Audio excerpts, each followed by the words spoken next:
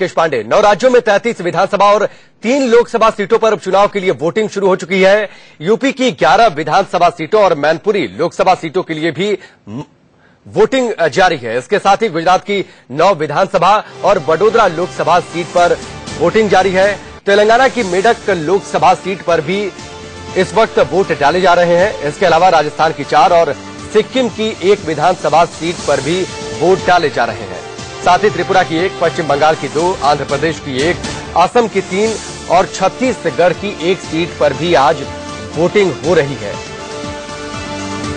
तो उपचुनाव सुबह 7 बजे से मतदान शुरू हो चुका है। वोटिंग शुरू हो चुकी है 33 विधानसभा सीटों के लिए और साथ ही 3 लोकसभा सीटों के लिए वोट डाले जा रहे हैं। उपचुनाव के तहत सुबह 7 बजे से वोटिंग शुरू हो चुकी है।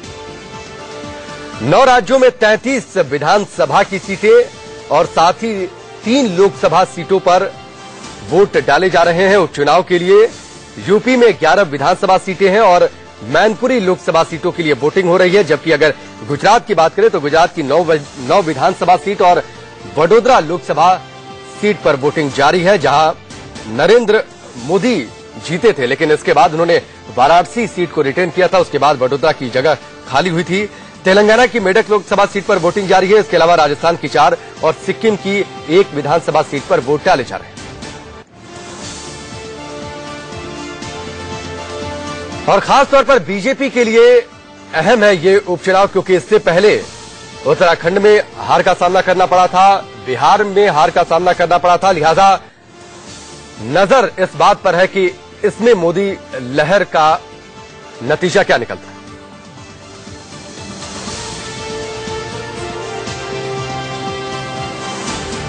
और चलिए इस वक्त नोएडा से ललित मोहन हमारे साथ जुड़ चुके हैं, सीधे उनका रुख करेंगे। ललित, क्या कुछ अपडेट फिलहाल अभी आपके पास है? 7 बजे से वोटिंग शुरू हो चुकी है। समीकरण क्या कुछ कहते हैं, क्योंकि बीजेपी के पास ये सीट थी पहले?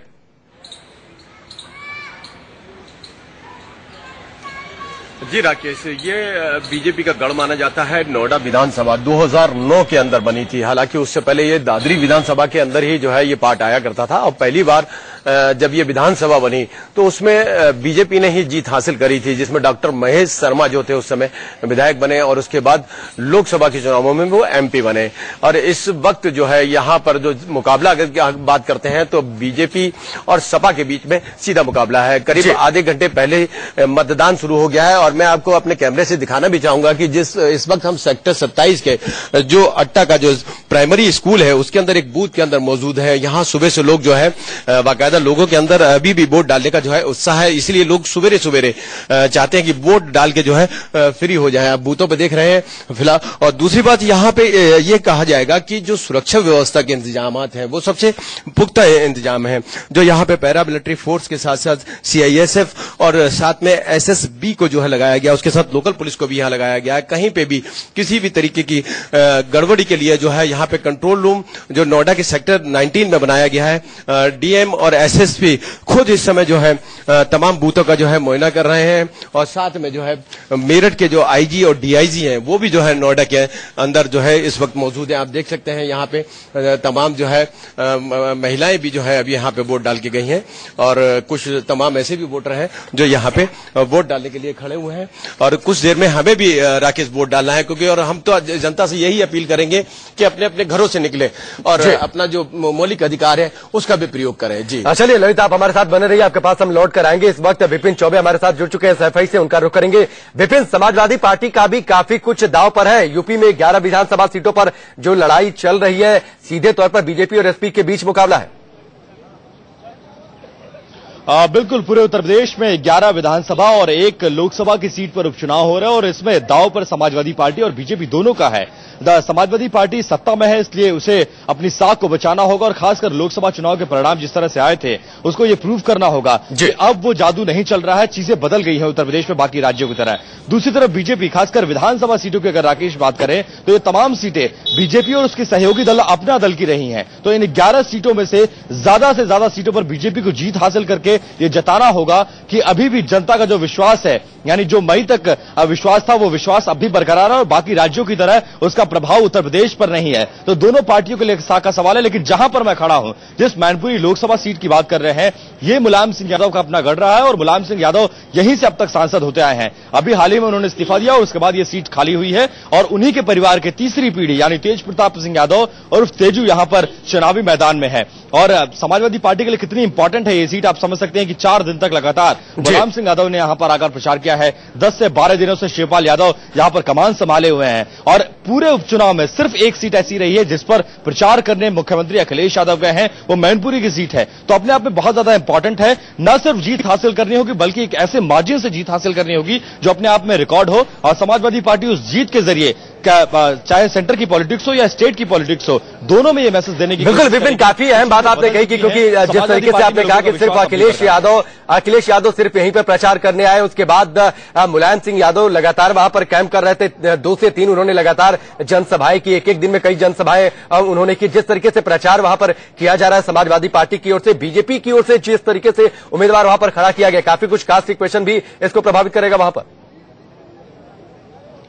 बिल्कुल, बहुत ज्यादा और बहुत बुनियादी सवाल ये है क्योंकि जिस कास्ट से यानी प्रेम सिंह शाक्य जो बीजेपी के उम्मीदवार हैं, यहां पर बिरादरी चलती है तो यादव बिरादरी मतलब वर्सेस बाकी कास्ट होते हैं, लेकिन शाक्य बिरादरी की अगर बात करें तो जितनी तादाद यहां पर यादवों की है उतनी ही तादाद वोटर्स की उसके आसपास शाक्य बिरादरी की है। और सबसे बड़ा फैक्टर इसमें एक बीएसपी भी निभाएगी क्योंकि बीएसपी चुनावी मैदान में नहीं है। उसका कैडर किसकी तरफ जाएगा, इंडिपेंडेंट की तरफ जाएगा या फिर बीजेपी के कैंडिडेट को मिलेगा। लेकिन मुकाबला बेहद दिलचस्प है। भले ही ये मुलायम सिंह यादव का अपना गढ़ रहा हो, भले ही 2014 के लोकसभा चुनाव में मुलायम सिंह यादव ने यहां पर 3,64,000 वोटों से जीत हासिल की हो, लेकिन उसके बावजूद यहां की तस्वीर थोड़ी सी अलग है। मुलायम सिंह यादव हो या फिर उनका परिवार हो या उनकी पार्टी हो, यहां पर जीत सुनिश्चित करना चाहती है। यही वजह है कि पूरी सरकार की ताकत यहां पर झोंकी गई है। न सिर्फ जीत हासिल करना होगा बल्कि एक ऐसे रिकॉर्ड वोटों से जीतना होगा जो अपने आप में जता सके कि यहां पर और कोई फैक्टर काम नहीं करता, सिर्फ मुलायम फैक्टर काम करता है। तो कास्ट इक्वेशन भी यहां पर भारी पड़ेगा और दोनों की लड़ाई है, यानी शाक्य की बिरादरी की तादाद भी उतनी ही ज्यादा है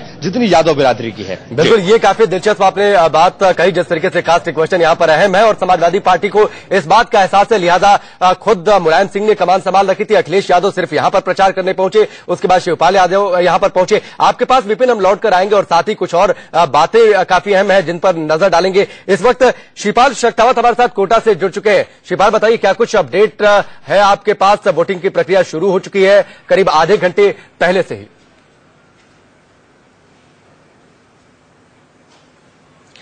जी बिल्कुल राकेश, मैं कोटा के मल्टीपर्पज स्कूल में हूं। मल्टीपर्पज इसलिए कहा जाता है कि यहां पर सुबह से लोग इसी इलाके में आकर, ये कोटा का सेंटर पॉइंट है जहां पर व्यायाम करते हैं, घूमते हैं और उसके बाद यहां मतदान करने के लिए आ जाते हैं।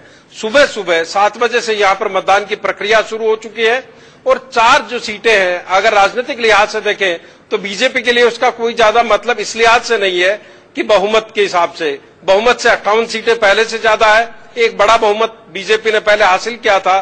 चारों ये सीटें सांसद चुने जाने की वजह से बीजेपी के एमएलए को छोड़नी पड़ी और यहां पर अब उन सीटों को बरकरार रखना बीजेपी के लिए एक चुनौती है। अगर कांग्रेस इसमें जीत कर आती है तो वो जो 21 सीटों के साथ जो बुरी करारी हार हुई थी उससे खड़े होने की कोशिश उसे कहा जा सकता है। बड़ी तादाद में लोग यहाँ लोकतंत्र के इस उत्सव में हिस्सा लेकर आए हैं और जो शाही है, जिसे लोकतंत्र का सुहाग कहा जा सकता है, उसको दिखा रहे हैं। आपको कितना अच्छा लग रहा है? आप सुबह सुबह यहाँ पर मतदान के लिए पहुंचे। हम वोट डालने आए, हमारा अधिकार बनता है और जनता का अधिकार है कि वोट डाले, मत से सरकार बने, हमारा विकास हो। हम सब लोग इसी कड़ी में सुबह सुबह जल्दी उठ कर वोट डालने के लिए आए।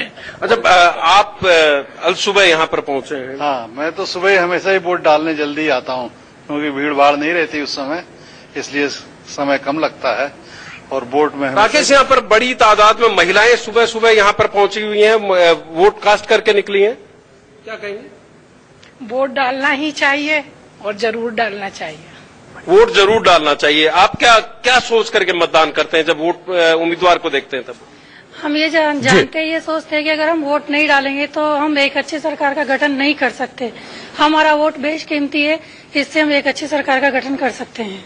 राकेश, इंडिया न्यूज लगातार अपील कर रहा है कि ज्यादा से ज्यादा लोग मतदान करें। हर बार इंडिया न्यूज की यही कोशिश होती है कि लोग लोकतंत्र के इस उत्सव में बढ़ चढ़कर हिस्सा लें।